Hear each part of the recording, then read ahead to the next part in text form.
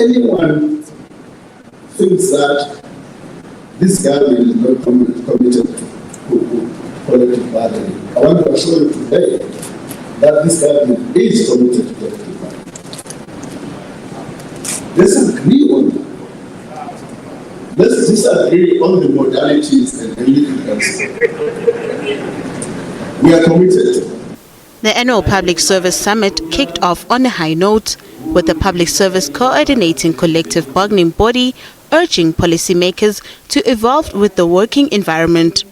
The theme to this year's summit is strengthening and defending centralized collective bargaining to advance economic development, labor peace, and democratization of the workplace.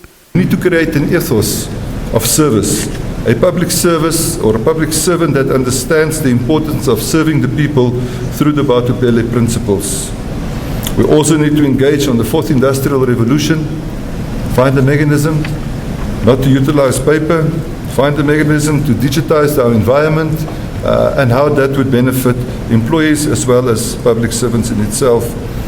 But Labour Union Nehau says government is failing public service workers. We want to assert the fact that this event is taking place in radically different contexts with regard to the relationship between Labour and government as an employer.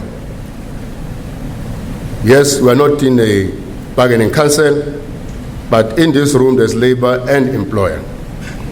This means that this summit may go down in history as having been just another wasted time and resources.